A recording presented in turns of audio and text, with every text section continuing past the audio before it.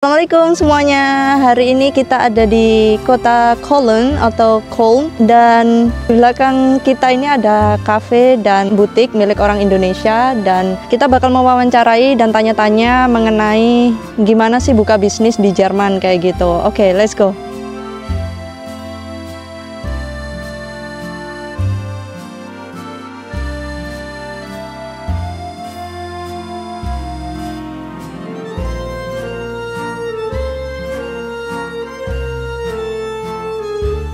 Nah, kita udah ketemu nih sama pemilik dari kafe dan butik yang tadi kita udah tunjukin di depan. Dan sekarang kita kenalan dulu dengan kakaknya. Aku panggil kakak aja nggak apa-apa ya? Oke.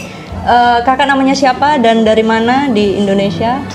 Nama saya Sylvia, bisa dipanggil Alin juga. Oke, Sylvia. Asli dari Padang. Dan udah berapa lama di Jerman? Sudah 22 tahun. Saya kan 53. Oke. Kita mau nanya-nanya nih soal kafe dan butik. Gimana inspirasinya awalnya, motivasinya untuk bikin kafe dan butik ini? Gimana ceritanya? Kan ada double, hebat banget, ada dua usaha. Iya, karena kan saya sebenarnya tertarik juga punya kafe, punya butik, atau punya hotel juga sebenarnya. So, saya pikir ya kenapa nggak digabung aja sekaligus ya. Kebetulan waktu saya dapat tempat ini, saya pikir besar gitu ya. Jadi ya cukuplah buat dua-duanya. Jadi kan belum ada yang bikin waktu itu. Nggak terlalu banyak yang punya kafe sama butik. Saya pikir ya barangkali ya idenya juga bagus. Ya ternyata ya orang sini yang di sini juga senang. Tertarik gitu ya. Kafe dan butik ini udah lama berdirinya? Dari tahun 2017, 18. 2018. Udah lama juga. Udah lama juga. Udah lama. Iya. Susah nggak buka bisnis di sini? Sebenarnya nggak terlalu susah ya, karena kalau kita mau mulai usaha, mereka kan pasti ada syaratnya begini, surat ini yang harus dipenuhi. Seperti saya misalnya mau buka kafe, saya harus memenuhi persyaratan mereka. Seperti mereka tuh maunya dari segi bangunan atau apa aja yang kita harus penuhi, selagi itu kita bikin, ya nggak apa-apa. Kalau misalkan aku nih, detik nih, aku pengen bikin bisnis gitu, aku harus kemana dulu untuk melapor? Iya, saya kan kalau waktu buka kafe harus ke Stadtköln ya, karena nanti mereka akan bilang kita harus kemana, tergantung bisnisnya sih. Iya, mereka akan bilang, kamu harus ke departemen di sini gitu. Tapi pertama harus lapor ke Stadtköln. Terus mereka akan kasih tahu ya, mereka perlu ini, perlu itu, dan gimana kita dapat kertasnya. Karena banyak banget yang tanya ke aku, kayak orang-orang tuh punya idenya selalu makanan kan. Jadi makanan Indonesia, mereka berpikirnya bahwa makanan Indonesia itu pasti beda dari di sini, dan mereka pengen orang-orang Jerman itu merasakan. Apakah itu masuk ke pasar Jerman menurut Kak Sylvia? Bisa sih masuk ke pasar Jerman, tapi nggak semua masakan Indonesia. Jadi itu juga harus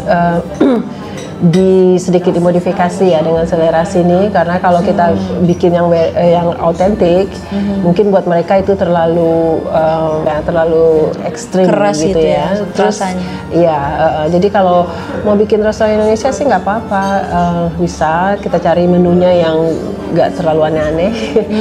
Dan saya pikir kalau orang Jerman itu tertarik juga dengan penyajian yang bagus ya. Kita bisa bikin juga mungkin agak tradisional, tapi juga harus jangan terlalu tradisional.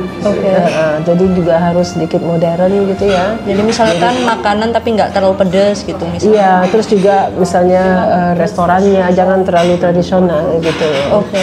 Boleh kita ada sentuhan Indonesia, kalau menurut saya sih ya, gitu ya. Ya tapi itu sih terserah selera masing-masing.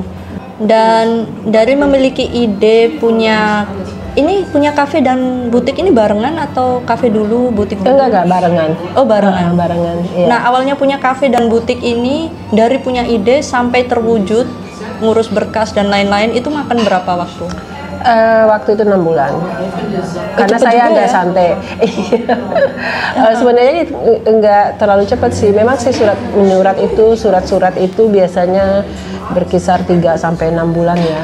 Karena mereka kan harus cek dulu segala macam. Buat kafe ini saya desain sendiri. Jadi nggak pakai interior design atau apa, semuanya saya mikirin sendiri dari nol. Keren banget kan? Jadi itu semua dari dari kepala saya gitu loh. Oke. Jadi agak memakan waktu lebih dari 3 bulan ya, 6 bulan sampai buka. Saya administrasi saya nggak masalah sih, maksudnya penasaran tentang apa. Kalau kita mau buka bisnis kan nanti kita harus pergi ke situ dulu, terus mereka kasih ini mereka perlu ini, perlu itu, langkahnya apa, surat-surat apa aja yang dipenuhi. Saya pikir sih langsung ke kayak start ke ya kantor pemerintahannya, kan mereka sudah ada divisinya masing-masing, misalnya gastronomi atau toko atau apa. Jadi kalau menurut pengalaman saya sih, selagi kita memenuhi surat-surat terus kita ada modal, nggak akan dipersulit. Mata pencarian utama atau ini sampingan? Enggak. Ini utama. Iya. Berarti untuk orang-orang yang mau membuka bisnis di Jerman, hasilnya bisa lumayan ya Kak? Maksudnya bisa untuk sehari-hari? Iya bisa.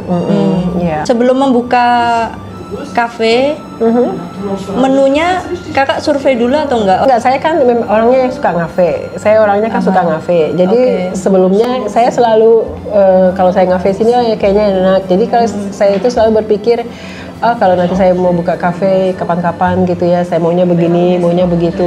Jadi kebanyakan itu sebenarnya juga ya hasil pikiran saya sendiri aja gitu. Terus tentu saya lihat dari misalnya saya lihat Pinterest atau lihat kafe lain gitu ya. Pinterest bagus-bagus ide-idenya ya gitu ya. Terus seperti makanan atau apa ya, saya usahakanlah sesuai dengan tren sekarang. Mereka lebih suka yang sehat gitu ya. Jadi seperti masakan pagi ya harus saya lihat menunya, saya harus juga ada yang baru gitu ya. Jadi jangan itu itu aja. nggak selalu sama? Selalu sama, cuma dari selama 7 tahun ada juga tambahannya gitu ya, sesuai dengan tren lah. Kalau untuk pelanggan, orang-orang Jerman sendiri pernah ngasih feedback nggak? Kayak suka banget kafe ini atau saya dapat feedback yang bagus dan bisa lihat di Google, mereka juga selalu kasih resensi.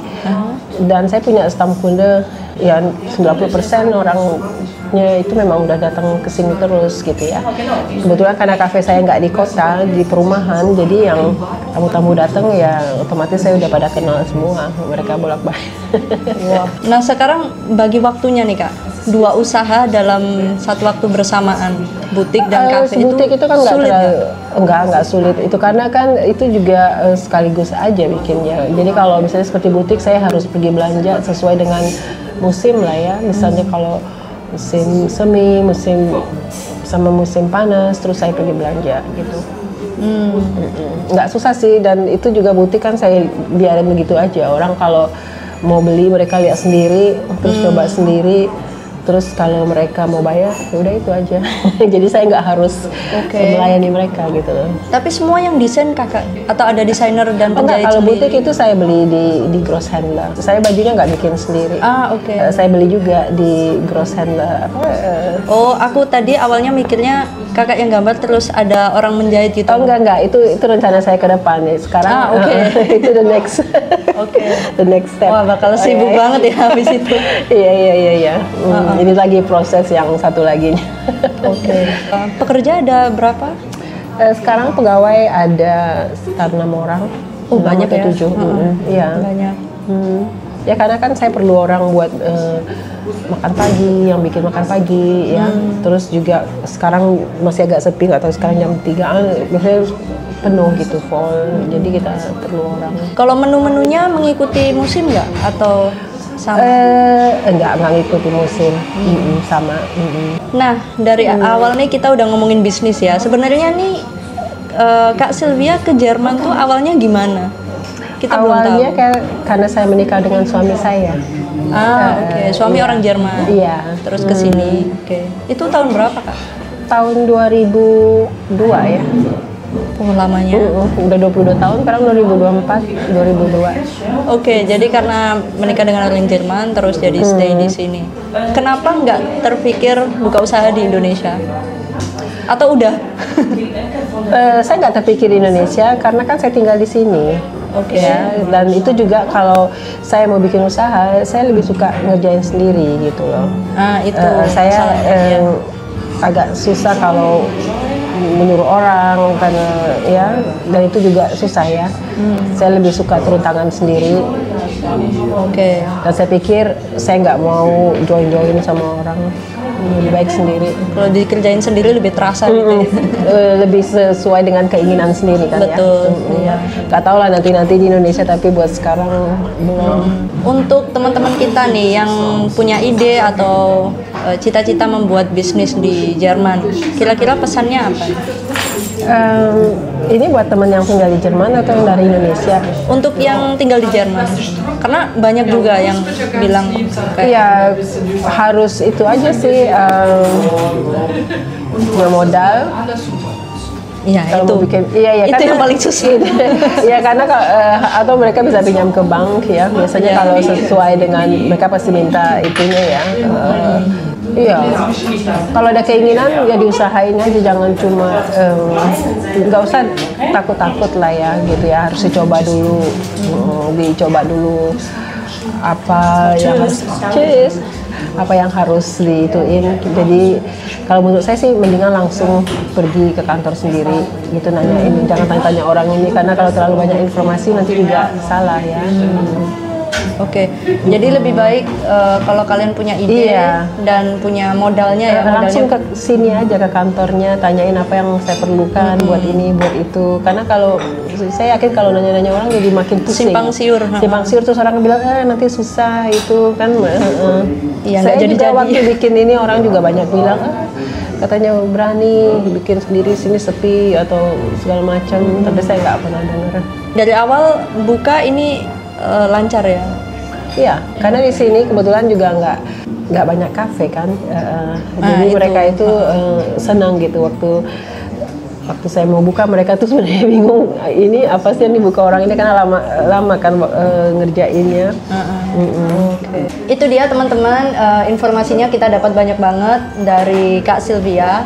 Dan jangan takut-takut kalau mau buka bisnis di Jerman. First of all, aku bangga banget sama Kak Sylvia sebagai orang Indonesia yang berani buka bisnis di Jerman. Itu nggak gampang. Dan makasih banyak Kak Sylvia udah mau diwawancarai. Udah sibuk banget tapi masih menyempatkan untuk diwawancarai. Dan semoga videonya bermanfaat. See you in the next video. Assalamualaikum.